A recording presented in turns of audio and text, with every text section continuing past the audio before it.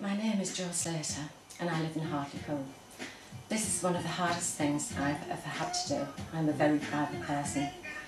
But if I am going to help other people in this country, then I must stand up and speak out. People Stand Up is a website set up by Tony Anderson and Jeff Fraser. They too have suffered injustice and the betrayal of public trust as I have. They too gave me the courage to stand up and speak out.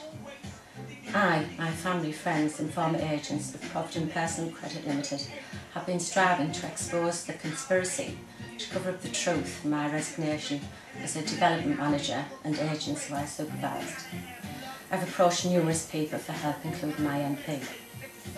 In addition to this, I have sent letters and emails to Gordon Brown, Jack Straw, David Cameron and David Miliband. My letters, emails did not reach them. When people realise the seriousness of this case, they turn their backs on me.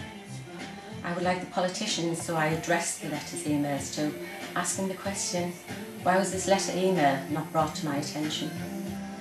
In the middle of September, I contacted Debbie Sugg, Secretary to Kenneth Clarke, and informed her I wanted to speak out. We agreed I would email the information to her that I wanted to be placed before Kenneth Clarke. I sent a covering letter attaching 11 relevant documents. The next day, I received an email from Debbie Sugg stating that she could not open 3 of the documents. Would I email or fax the 3 documents?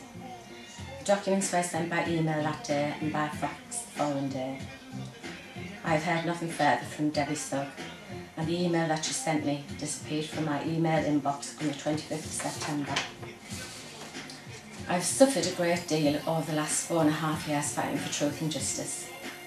I've been exposed to something that I would prefer to have had no knowledge of, but unfortunately I do know and cannot turn my back and walk away. I want to do something to help prevent this from happening again to other people in this country. I do not want anyone to suffer as I have done. It has just been announced that the people of this country have to adjust to major changes. I believe that major changes should also be announced to protect the people of this country. Many people are not aware that they are not allowed to seek the help of another MP because of a protocol agreement that exists between MPs. If they feel that their own MP is not supporting them, must let them down. This is because you're not one of their constituents. So where do we go? Who is going to fight for our rights? We should be allowed to visit an MP of our choice. They work for us, and we, the taxpayer, are paying their wages. Another question I have is, why is it so difficult to contact the leaders of this country who we have elected to run the country and inform them of our concerns?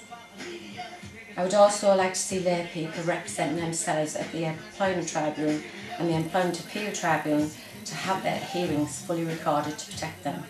We all need protection. Attached to this disc are questions that remain unanswered.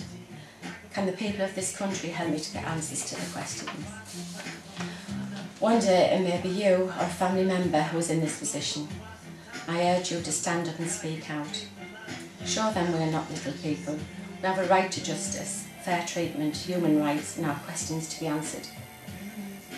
My letter to Debbie Sugg and attachments, my appeal letters and letters to politicians will be posted on the website in the near future. You can then make up your own mind if I and agents have received justice and if the truth for our resignations has been exposed.